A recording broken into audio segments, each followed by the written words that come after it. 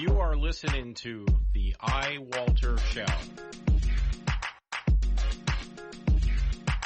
You are listening to the iWalter Show. Faster than a speeding bullet, more powerful than a locomotive, able to leap tall buildings in a single bound. Look, up in the sky. It's a bird brain. It's a plane. It's iWalter. Yes, it's iWalter, strange visitor from another planet who came to Earth with powers and abilities far beyond those of mortal men. iWalter, who can change the course of mighty rivers, bend ears with his annoying voice, and who disguised as Walter Interranti, mild-mannered janitor for a great metropolitan newspaper, fights a never-ending battle for truth, nonsense, and the American way. And now, another exciting episode in the adventures of iWalter. Alrighty. Hey, it's Walter. I haven't done, did not do a show for, I would have to say, I think it was like 3 months. There's a girl I work with. She actually has, had listened to my shows, Alicia, so I might have to thank her for actually doing a show, because honestly, I have not done one in ages. Like 3 months is a long time. I used to do them all the time. Also, I was telling my friend Matt, hey, I'm going to try to do a show, even though I've been out of commission for about a week and a half because I've had COVID, and knock on wood, I think I'm over that. I apologize because the mic might be going up and down. I don't have it on the mic stand again. I just trying to wing it because I didn't expect to do a show, and here I am. So it's been quite a while. It's been, 3 months. And it was mainly because I really don't have much to talk about. I don't really say much to anybody. Hey, I have to say, though, I worked at this one job for 18 years, got let go. I'm not going to go into grave detail about that. Working probably a job that's equally as good as the one I had left, not of my own accord, for other reasons. And thank God for this other job, because when I had, came down with COVID, so to speak, which I don't understand because I don't feel any symptoms. I didn't lose my sense of smell. I didn't get actually sick. I had just taken a COVID test and it came up positive, and I was sent home. But thanks to the place I work, I got paid for the week and a half that I was not working, so I can't complain. And the job's not that bad. It's a lot to learn, but, some great people there. And, it's not that bad. It's probably this, pay scale-wise, it's the second best job I've had. And it's a lot less aggravating than what I've dealt with in the past. Anyway, wanted to reach out to Matt because I am using bits of his music I still have laying around that I liked that Matt had put together, like that intro with iWalter. Sampled that together. Anyway, I haven't been doing much of anything besides work. And the job, unfortunately, I work at, you work long hours sometimes, or many days in a row. So that's the only thing I don't like. But the job itself is not bad. So anyway, so Matt, you had mentioned to me, I want to throw that out there. This is going to be a really short show, maybe a few minutes to who knows how long. But I have a lot of things I got to go on. I'm going back to work tomorrow after a week and a half off. It's actually only been 1 week and 2 days. So it wasn't that long, but you know what? The job I work now, I'm a contractor. So if it wasn't for this unfortunate thing of getting COVID, I would have not had off at all. Because it's a long stretch, in order to get hired at the job I work at. So, so I would have not gotten any time off. So it's the only way I will, because sometimes I work 7 days in a row, and then, it goes back to 5 days, and then it's every other week. So anyway, I want to throw out some everyone out there, which is just me and Matt and maybe Alicia now, that Matt, you are on tomorrow, or I probably should say today. What's today's date? It'll be the 18th. I think July 18th, I believe, because it's still Sunday right now. On Monday will be, Matt, your 14th anniversary with your own business as music teacher guy. So it's Matt's music that I use in the end of my show, sometimes in the middle and here and there. But on the intro, I paid enough money. I don't want to get rid of that iWalter intro, that it's supposed to be a spoof or a parody on Superman. So, so what have I been doing with my time? Not much besides cleaning and watching TV shows and movies. Hey, for folks out there who are in my area of King of Prussia and stuff, I'm actually looking at Phoenixville. There is in October, the 22nd through the 23rd, basically. There is a horror 24-hour horror fest or exhumed film. It's not really horror films per se. It says 24-hour horror-thon, but I don't know what they would call horror, because sometimes they're just really bad exploitation films, and they kind of categorize it as being a horror film. It's like, no, horror is in there, but it's more of a horrible film, not a horror film. So speaking about films like that, just tonight I was going to talk about this a little bit too. If you want to watch like a classic movie, and it's called oh god, I was mentioning it to Matt, and now I see it, but I can't get the whole name. That is really embarrassing. But it was this movie from 1973 called Something Evil. And it kind of is not the greatest movie, but it was like, okay, this is a movie you really kind of need to look at again, because it's like not as bad as what it, originally had gotten marked as being like, just, it's like a B horror movie, but I can see the film actually influenced, different directors and producers, and you'd have to see it to understand. So, yeah, you know what? I thought it was going to be easier than this, because I downloaded the film, and I was hoping, okay, well, maybe I can just kind of, maybe I can mute my speakers on this. Yep, I can. And see if I can pull it up. But, yeah, the film was... Messiah of Evil. I just remember Messiah of Evil. I believe that's the name of it. 1973, either way. So somebody actually wrote that, yeah, this movie needs to be re-looked at, because it actually has, a lot of potential to the film. It's a quirky type of zombie film. Does remind me of George Romero, but it also reminds me of Cronenberg, because Cronenberg did his own take on sexually active zombies, which was kind of weird. And Messiah of Evil, 1973. And it's somebody actually wrote, and they said you need to go back and IMDb and rewrite this, or score this film, because they gave it a 6.3 out of 10, because they felt like, you kind of really low scored this film.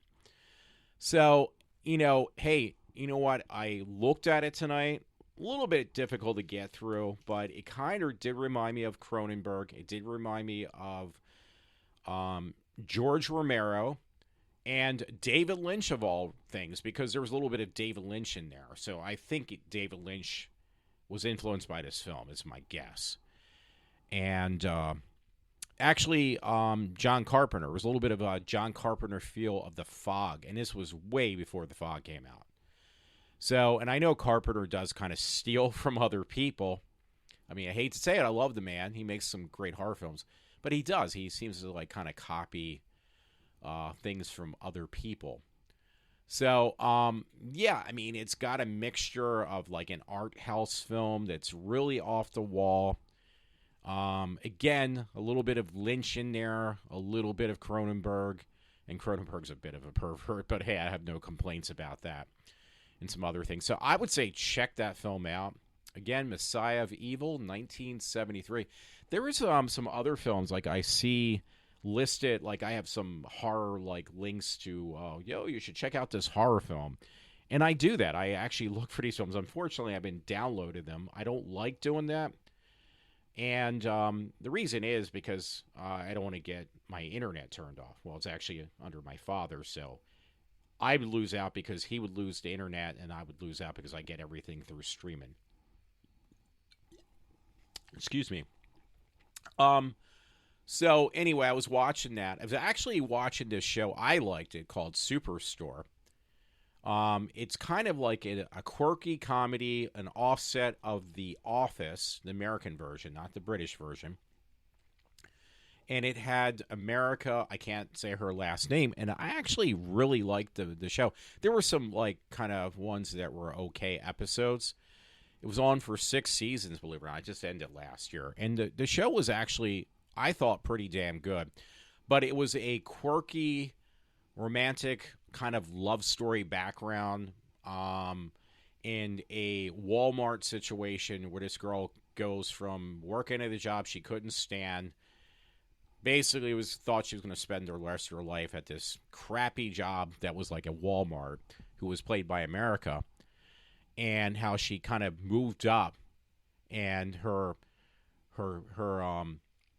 person of who gave her the power to actually kind of move on and move up was this guy she met. So it's like a romantic kind of comedy television show, which was actually really damn good. Since before I got the COVID,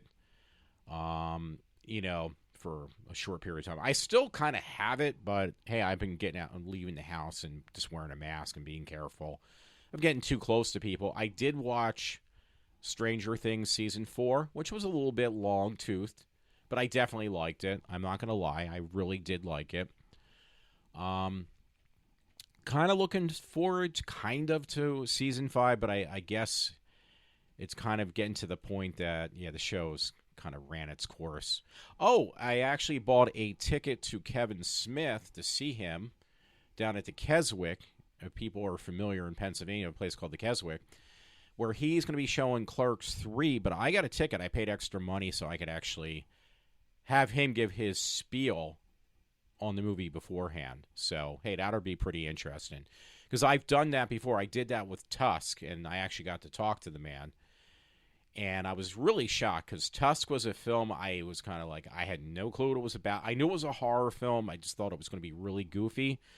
And he was laughing, Kevin Smith, because I told him it scared the shit out of me. So he was laughing about it. I was like, oh, thank you, man. Thank you. It was like, no, you really did. You scared the shit out of me, dude.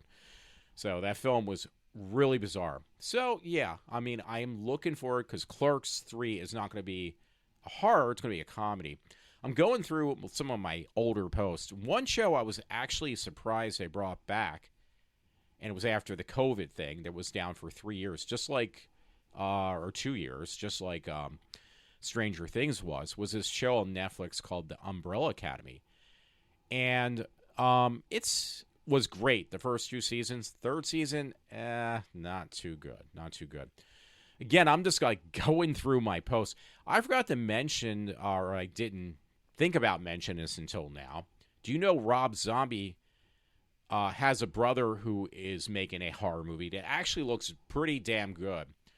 So, yeah, it was posted a while back. I had it on one of my Facebook pages. It's titled, from iHorror.com, Rob Zombie's brother, Spider, releases a terrifying trailer for his film, I think it's Angoria or something like it. It looks really good, though. It looks really good. Rob Zombie dropped a deuce. No, I'm just kidding. He dropped a deuce. Sorry, my voice keeps on going back and forth. On his new film of The Munsters. Now, I'll be honest with you. I wasn't a big fan of the TV series when it was on with Fred Gwynn back in the day. Does it look pretty good? It looks interesting, but I'm not going to lie. It looks like it's actually geared. He doesn't care about adults as much as he's like kind of pushing it towards for children to watch, for kids. It's like a kid, obviously. So that being said, The guy who plays Grandpa Monster looks like he did a pretty damn good job, getting the voice down, trying to act like the original actor. But the guy who plays Herman Monster and Sherry Moon, who plays Mrs. Monster, their acting is just god awful, even in the trailer. So if it's that bad already, it's going to get worse when you actually see the movie. So, and he's rushing. Rob Zombie's rushing to get it out this year. He's going to get it out by October. So he quickly shot build a house that looked like the Munsters house. And he shot the film, and he's editing it as probably we speak, and he wants to get it done and out because he has a date of like October 22nd or something like that, but it's like in the middle of October, right before, I guess, the Halloween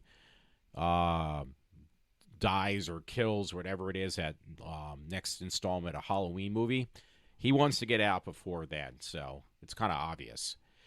But you know what? I hate to say it, I think the film will do probably pretty good, and here's my reason for saying this. And that is because I just went and seen that film, or, I just saw over the weekend, which is over now. I saw the film of Thor, and, I asked some people, hey, what do you think of it? Because I'm hearing good and bad, and I'm not a big, superhero fan, but I just wanted to get out of the house and being stuck and going crazy, stir crazy, being in a house for like a week, and 2 days is even too much. I mean, I really didn't go out too much. Went out a little bit, very carefully. And, what was I going to say? It was okay. It was entertaining, but that film was, hey, it's owned by Disney. And I hate to say it, but I don't know what Kevin Smith did his film under. It's Miramax is part of Disney, but everything's under Disney almost. But the film was like definitely geared towards little kids, that Thor movie. And guess what? That movie did pretty damn good. It didn't do as great as most Marvel movies do, but, superhero movies on the Marvel side seem to do fairly decent, if not really good. They make usually over $1 billion. Not only movies so far this year that's made well over $1 billion, believe it or not, which was a great film, was that Top Gun movie, Maverick. That was actually really good. I was surprised. So I didn't like the first Top Gun movie. I did like this one. But other than that, yeah, Marvel movies, they're going to make money because you got a lot of like adults who read comic books and like superhero movies more so than, believe it or not, than I do. So, bottom line is, the movie was good, but it was definitely, hey, we're appealing to children. We're don't care about adults. And that's the same thing with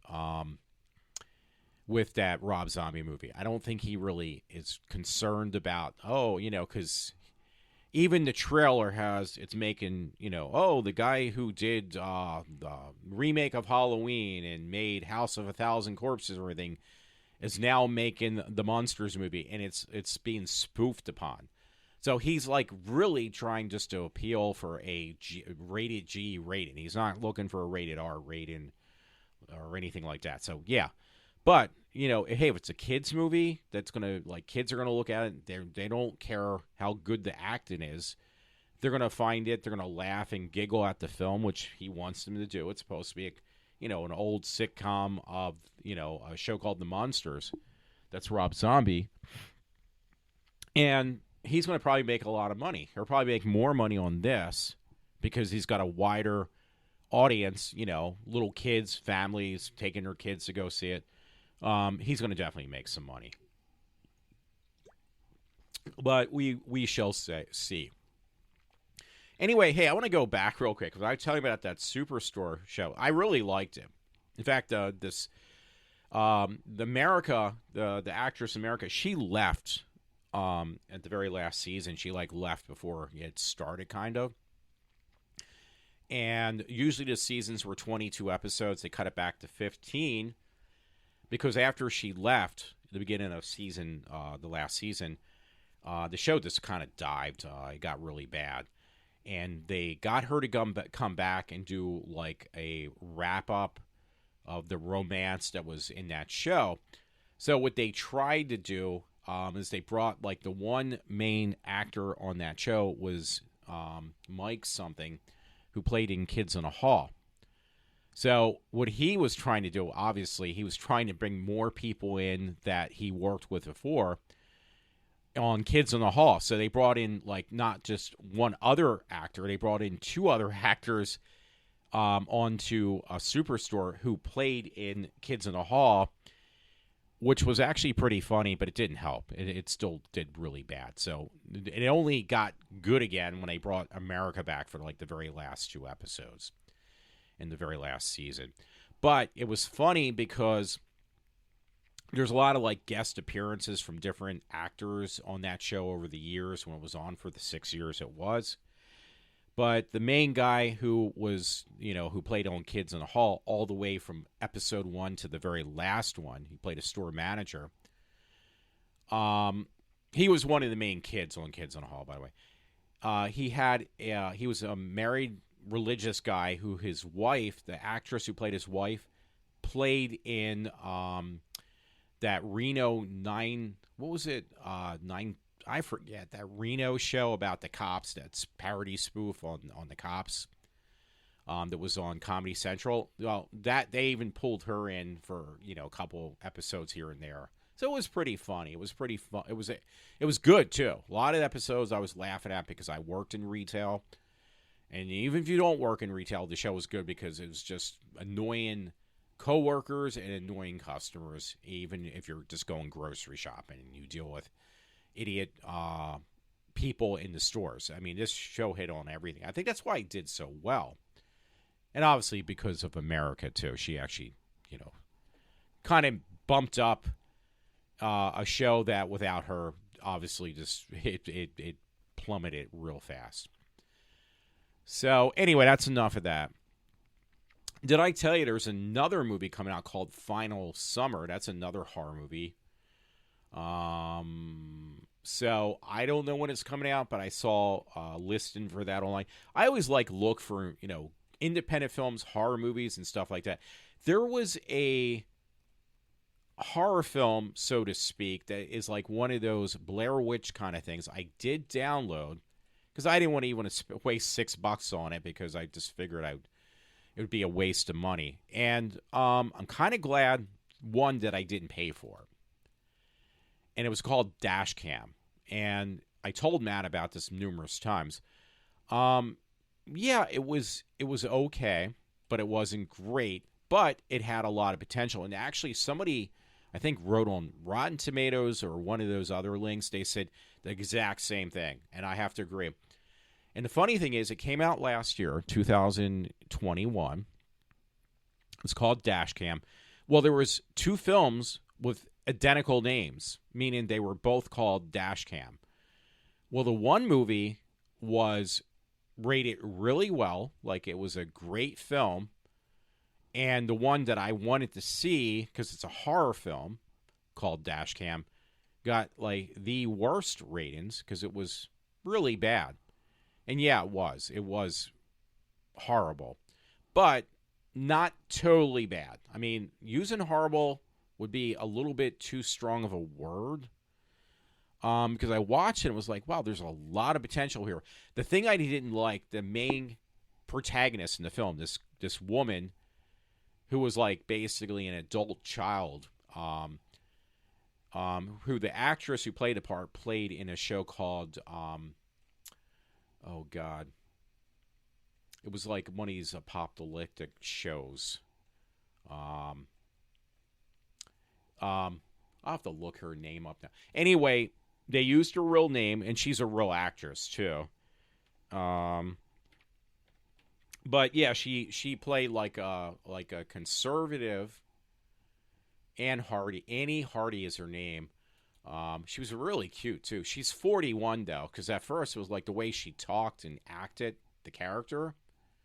I really thought that she was like a 20-some-year-old girl trying to act like a 15-year-old, but she was a 41-year-old woman trying to act like a 20-some-year-old who is really, acting like a 15-year-old. Something like that. But yeah, she was really good. But they had her portrayed. I'm trying to look into other things she played in. She she was portrayed as a person for, pro Trump and hey, I'm this, that, and everything. And it was funny. She's really cute too, because I'm looking at some pictures of her. She's really, really cute. But yeah, she's supposed to be a pro-Trumper and a pro-conservative and everything else. But when you saw the character she played, she was kind of like the complete opposite. She should have been more of a liberal because the character. So they represented her character. So that part I just did not like. But yeah, and but the thing was, it was all shot through her cell phone, the whole film. So it was interesting. The things I did like about the film, you were supposed to she was doing a live feed, and she was like a Lyft or Uber driver, and she meets up with some friend that goes wrong. But the comments on the side, you're really supposed to keep an eye on what she's saying, which I did not. And it was a shame because I missed out on so much stuff. And that was really important to read the comments that people were, in the film were leaving on the side as the film was going on. So so I missed out on a lot of that, but I don't know if I can sit through that film again. It was a lot of potential in film work, but it just was put together wrong, if that makes any sense. So that was number one. But the other thing that I did like at the very end, the credits were given as though somebody was texting her. So that was really cool too. Hey, it was wow, there's some really great ideas. Oh, Jericho was the other. She played on a TV series called Jericho, which actually was. I didn't watch the whole thing, but it was pretty good. The little bit I watched of it. And again, her name is Annie Hardy. And yeah, she was good, but it had so much it was a good idea that just they did not know how to put together on this movie, again, called Dashcam. And I actually got a good copy of the film that I, thankfully didn't have to pay for. Yeah, I it was a hit or miss. But bottom line is, I'm glad I didn't pay for it because I would have been kind of pissed. But in other ways, even though I didn't pay for it, I won't say it was a complete waste of time. Now, a film that I did download, I didn't really want to pay for another horror film. I heard so much about it. I was ready to pick it up in Walmart over the week when I went there to get some stuff, groceries and things like that. Was that movie called Studio 666 with the Food Fighters. It was this is the worst movie I've ever seen. And the kiss of death for a movie is if a movie is only less than an hour and a half.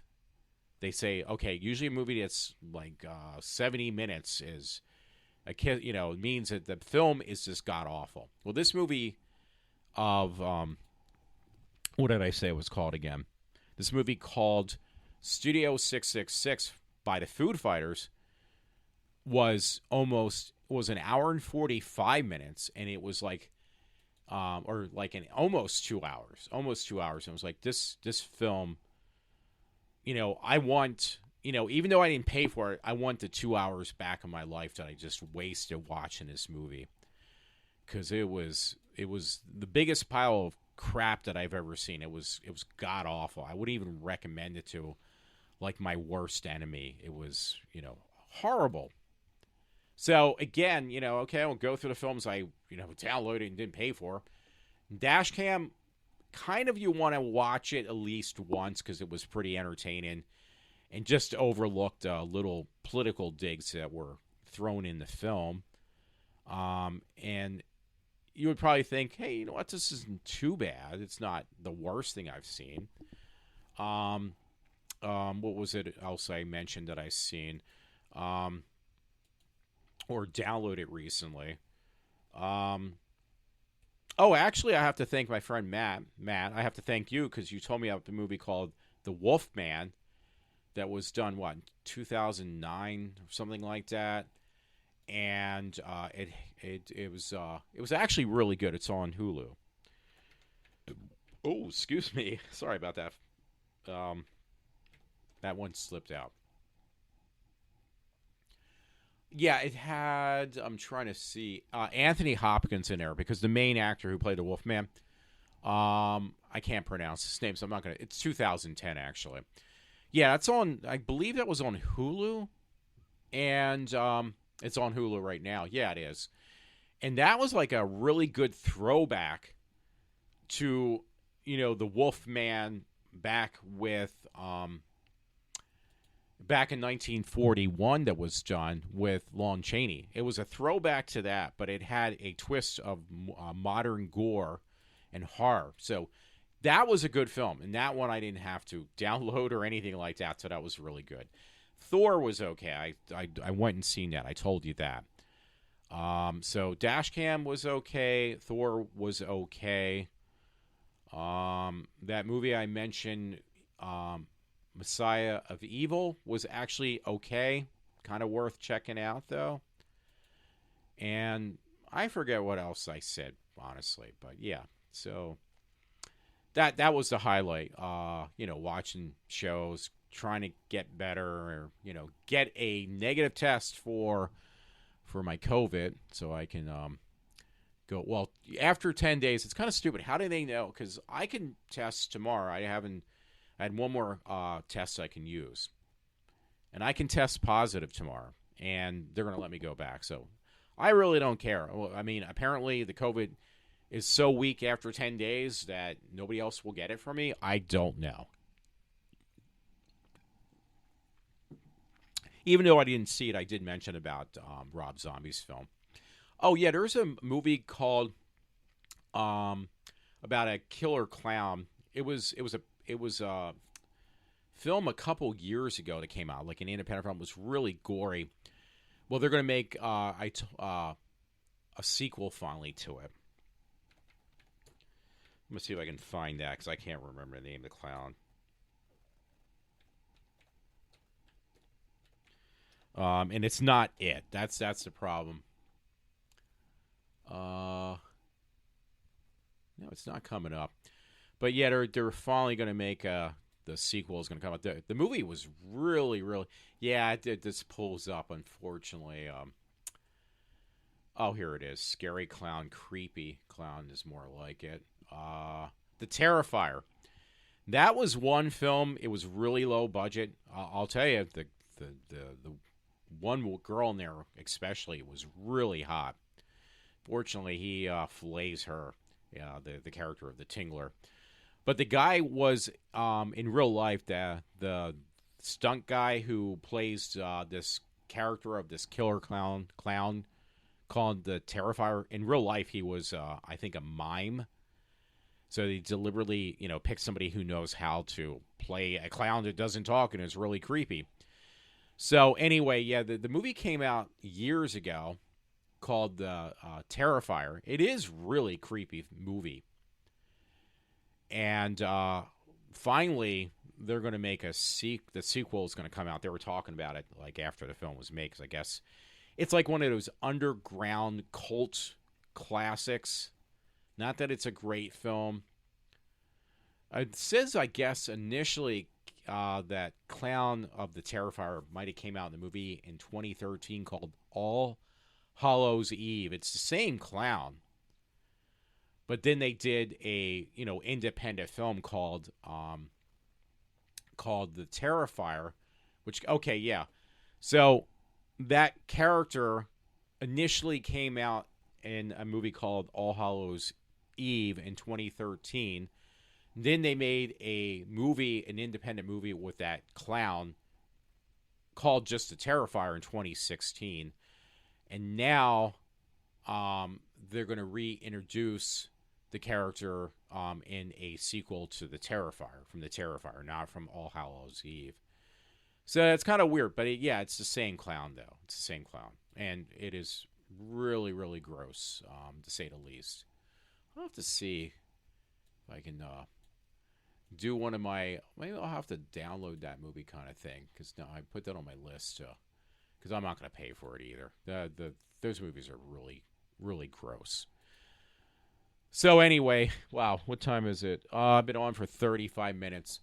So, yeah, again, I just want to reiterate that, Matt, hey, that's great. I envy that you could, be self-employed for that many years. I mean, 14 years is not that bad. It's not that bad at all. I mean, I worked for a company for 18 years. They let me go, though. My friend Matt, Matt, the only way you're going to leave your job is if you fire yourself, which I don't think you're going to do. I don't really see that happening. Hey, Matt, I'm talking to myself. I mean, you talking to yourself. I'm going to fire myself. Okay, I'm fired. That means that you basically are tired of doing your job, and that's it. So that's not going to happen, Matt. You're not going to do that. So, I guess it's okay being back. I'm really not saying much of anything, but that was the whole premise of initially setting up my show when I started out with it anyway, right? It's just to talk about a way to vent and things like that. Speaking of which, there was one thing I told Matt that I was going to complain about. And I don't know what it is, but I didn't know what that was. But I get this from an awful lot of people. So-called friends where it's called ghosting. And I didn't know what that was. And I heard somebody tell me that before. You're, ghosting. And it was like, what is ghosting? And that is when somebody, is a so-called friend. And then after a while, I mean, I might have done that to a girlfriend in the past, but, that was years ago, not as a grown adult. But ghosting is when you have a friend that you just don't want to be bothered with anymore, and instead of telling them, hey, I just don't want to be bothered with you anymore, what you do is you just don't respond back at all. Like, you pretend like they never even texted you. You just ignore them 24/7 all the time, never respond back to anything. And yeah, it's really irritating. But yeah, I've had that happen way too often. So I told my friend Matt, it's not him, but I have a couple friends. I don't have a lot who do exactly that. They just ghost me all the time. And I said, hey, I'll remember that when push comes to shove and they don't have any more friends or family members because they passed away or they got ghosted from other people. I'm going to remember that, and I'm just going to say kindly to these people, go fuck yourselves, because, one example was like when I worked at that job that I had, dude, I was there for 18 years, and there was people I knew for many years there, and I got ghosted by them. And no offense, that's been like 5 years now. So, not responding back. Oh, I'm sorry to hear what happened. There was one guy actually who, for a while there, he did reach out to me and he said, yeah, hey, it sucks what happened to you. What's going on? How you hanging in there? I was like, dude, I appreciate that. At least you're not ghosting me like people I thought who were my friends were. But you know what? When you're like down on your luck, you find out your true friends, because the ones who stick in there and stay by your side, they're your real friends. But the ones who just, again, ghost you aren't your friends at all. They're not even friends at all. They're acquaintances. I mean, some of these people, I'm not going to mention who, I've known them for like 20 or so years, and they ghost me. So, I mean, what is this? Is this like being married to a person or something? I don't think so, but that's just being an asshole. That's the bottom line. Yeah, so, I don't forget that. So, and I said to um, to my friend, that old saying, hey, a friend in need is a friend indeed. So, meaning that a person who only reaches out to you when they need something from you is not a friend at all. That's what's meant by that for those who may not know. So yeah, hey, I'll remember that. I'll really appreciate you just blowing me off like I don't even exist. It was very nice. So I told Matt I was going to mention that, so I kind of now I did. So yeah, I mean, dude, that does, I don't know how else to put it. It just pisses me off. Um, so yeah, some people just I don't know. I don't know why people do shit like that. Honestly, it just makes no sense. Um, but you know what? Sometimes things people do, and it's funny. Again, because I give stuff to Matt, but at least he talks to me. Matt, you talk to me just to put that in there. But there's some friends I've had. I can name actually. On one hand, oh well, there's an article in that Terrifier. Oh, it's under my thing. I'm gonna repost it. Where I do not hear a word for them, and here's the classic thing they're giving me, the classic line. When I want to get rid of something, and it's like, well, I'm not going to get any money for it, or if I try to sell it to them, they get that famous line that I can't stand. Oh, you know what? I was just ready to reach out to you and give you a call. Really? Isn't that funny that you wanted to reach out to me, just reach out to me, the exact same time I'm going to sell something to you or give something to you for free? It just so happens to be the exact same second. Really? Because I don't believe that for 1 second. That's a classic one. It's like that's the kind of line you just want to put your fist through a person's throat, like when they give you that stupid line of like, yeah, I was just ready to call you. Really? I don't think so. You really must think I'm that dumb. So, yeah, I don't know. So so I did go off on that. So, holy shoot, dude. I'm about 42 minutes. And I apologize. I should really use a mic stand because, my levels are all over the place, and I don't know. It's a pain in the ass. I just had to get some stuff off my chest too, and I feel better now. Maybe I'll be able to sleep after certain things. But yeah, tomorrow's going to be a busy day for me.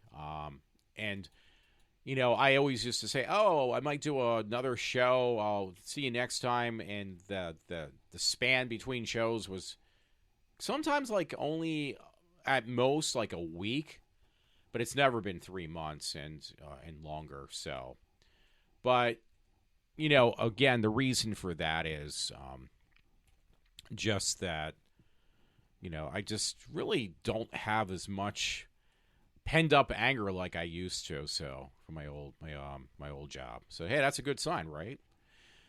Hey, by the way, one last note. It was funny. I have this. I bought it like not too long ago. I got this old, while back, like a year or so ago. I got this old, for nostalgic reasons. I got this old Atari 2600, but I didn't get the original one. I got one that was put out a couple years after the original one. If you're a kid back in the 80s, you would know what that is. Excuse me. So I got this one that was called the Atari 2600 Junior, and it's really cool looking. It's really tiny, and I lost. I have it somewhere. I didn't lose it. I just forgot what I did with it. It was a power cable, which, dude, that stuff's. People, that's really cheap. You're talking like $8 for a cable, and then I lost the connector. There's a special connector for it. So I was able to get the power cable for the power cable was like $7, a replacement, brand new one, not a one from 30 years ago, but a brand new one. So you know there's not going to be any problems, and it works with the Atari 2600 in the Junior. And then there's a cable now that you can just hook, you know, you don't need a little switch box anymore. You just basically connect it right to your TV set. And the adapter, it was an adapter you get with the power cable. I mean, with the, not the power cable, with the thing that connects to the unit. But anyway, I'm trying to think what they call it. The cable that goes from your console, your original console, to your TV set, and it was like $8 for that. So the adapter and the cable that goes to your console was like, yeah. So hey, $16. I can pull out some of these old games I just bought, like Donkey Kong and stuff. They look like crap, but it's just mainly for nostalgic reasons. I bought those old game cartridges. I had all those games, and then I end up throwing them in the garbage can years ago, or I think I sold them to someplace where I was an intern, and there was a video store that bought like your old stuff. So I had all these games that I wish I would have kept. I even had like an old ColecoVision. I love those. And, you know, once in like every 20 or maybe less, this time it was less, every 20 years or so, hey, I want to pull it out and play a game. Again, this time it's only been like a year since the last time I pulled out this unit. And the one I have now is really small. And it's not those original blistered causing joysticks. These are actually, they were more modernized joysticks. Looks like one of my old coworkers. So, yeah, so, what was I going to say? One of the games, like I was looking, I was like, yeah, I got a couple games there. Actually, there's people. I apologize for going on, by the way. Here, I just did it again. I walked away from my mic. There was a couple, like, games, like, or there's new games being made for the old consoles. Like, these people actually know how to program games. I think they do it under Linux. And it's kind of cool. Like, you can actually program games under Linux. And you can actually, like, make these and put them in cartridges that fit your old 2600. So I got like one or two of those games. And it's really cool because they take some games that were real shitty back in the day made for the 2600, like Pac-Man, and they made a souped up version of what could have been made if they would actually spent time making a better program of some of those older games. And it looks really nice, and it's fun to play with. I mean, they're still not as good as like what you can get on your PC or anything, but it's just, again, it's for the nostalgic reasons. So anyway, I didn't know this, but back in the day, Sega was making, I did not know this, Sega was making games for the Atari 2600. I never knew that. So they put out a couple games like Congo, Congo. It was a game called Congo. And it was like a little bit of a different version of like a Donkey Kong game, because I love that. So, yeah, that was pretty cool. It doesn't look that great, but here they made a game, and I just got that like today because I had to like get this. There was a game years ago that came out in the arcade that was ported to the Coleco Atom, which was a homemade computer at the time that Coleco put out from ColecoVision that was really expensive back in the day, and it was pretty crappy. But they had a game on there. Their launch ship game was called Buck Rogers. It was a video game that was ported from the arcade. So, yeah, I saw they made a copy of it, not a very good one, but they made a copy of it for the Atari 2600. It was like, I didn't even know that game ever existed for the 2600. Again, it'd probably give you seizures, playing the game, but otherwise it looks really damn good. So, I mean, it's pretty cool, for nostalgic reasons. It was like $20 with a box and $16 without a box. And then, it's like, you know what? I'll pay the extra $4 just to have the box. Just, again, I'll probably look at the game for about 5 or 10 minutes, not even that long, and say, hey, yeah, this is pretty cool. And then I'll put the game away and put the box somewhere and, hopefully it doesn't get destroyed. But, yeah, that was like my thing, so that's why I was talking about the 2600, by the way. Because, yeah, when I was a kid, like 12 and 13 years old, Atari 2600 was like the first console I ever owned. And then it was ColecoVision. And I used to play the crap out of those games. And, it was fun because back then the games weren't like graphically intense. They weren't that great looking.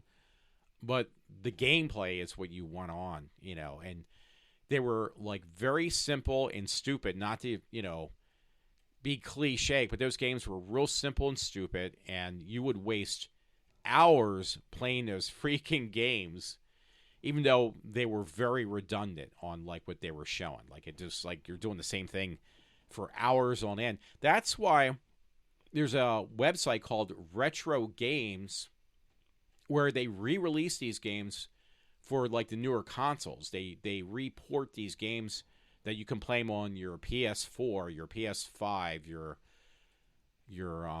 Xbox One or Xbox S, Xbox One X or One S, I think it is, or Xbox S and X, something like that. Bottom line is, why do they keep on importing these games? Because, as much as you make newer games, people still love the older games. It's just a fact. And it's not that they're like they look fantastic or anything, because they really don't. And they're pretty redundant, but it's just there was something about there then that, captured people's attention. Like, wow, this game is pretty cool. I really, kind of like this. So it's a lot to be said because, you got games now. And you know what? I saw some game. This is no joke. I apologize. It is actually going to be an hour now. It's no joke. There's some, like, apparently, because I worked at the GameStop years ago when I was in my 20s. And we used to bust on the people, like, they would always buy those basketball and football games. And it would be, like, kind of stereotypical on the person who would go in the store and buy these games. So it was funny at the time, but I had a manager who was really said things that nowadays would have gotten him fired, and probably even worse, because he said some pretty nasty things like, oh, you can't buy this game on a welfare check or on your EBT. And I mean, dude, this was, folks, this was like 30 years ago, maybe even longer now. I mean, I thought it was funny, but it really was inappropriate. So, why am I saying all this? Well, there is a new basketball game. They make these games after certain players and stuff, where the game is like $120 or more, something crazy like that. I'll have to look it up because it was like I was looking at it. I might do that and I'll end the show with that, but it was like, you got to be freaking kidding me. You're charging over $100 and some for a freaking video game, a basketball game. It's not out yet, I don't think, but and it's like, okay, what does it come with? Like some type of perks to the game? No, it's just there's nothing more to it. It's just you're paying a lot of money for a game. But yeah, it was what is that? NBA, I guess. I would put that under. Oh, here it is. 2K23. Okay, here it is. NBA 2K23 Championship PlayStation 5, or for the Xbox. The game is brand new. Will come out on in September. $150 for a freaking game, and it's just a game. It's just a game in a box. $150 for a freaking basketball game. So why do they charge that much? Well, because they know people are going to spend money on something as stupid as that. Yeah, so I spend my money really, what do you call it? loosely, but that is crazy. Alrighty, I'm coming up on an hour. Okay, I did do one spend for the thrift thing too, Matt. I saw it the other day. I had to buy it. I watched one of the films out of it so far. But it was a box set from Shout Factory of all the Fly movies. So it was the original Fly, Return of the Fly. I'm looking at now Curse of the Fly, and then the ones that were done by Cronenberg. And it was funny. The guy really kind of complimented me, the guy who rang me out in Walmart. It was like $40 for 5 movies on Blu-ray. He said, "You're over 18, right?" And it was like, well, thank you for saying that.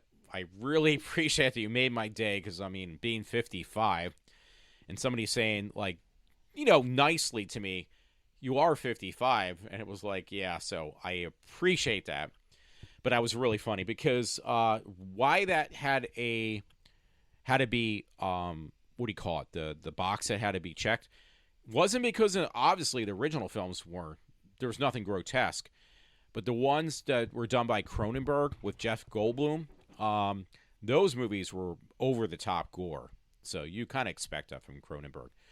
So anyway, I am going to phase out, and I will play one of Matt's pieces of music that I found. And everyone, if you listen to me, thank you so much, because who knows when I'll be back. Because I don't even know. Alrighty. I am signing off for now. This is iWalter. Goodbye. Adios.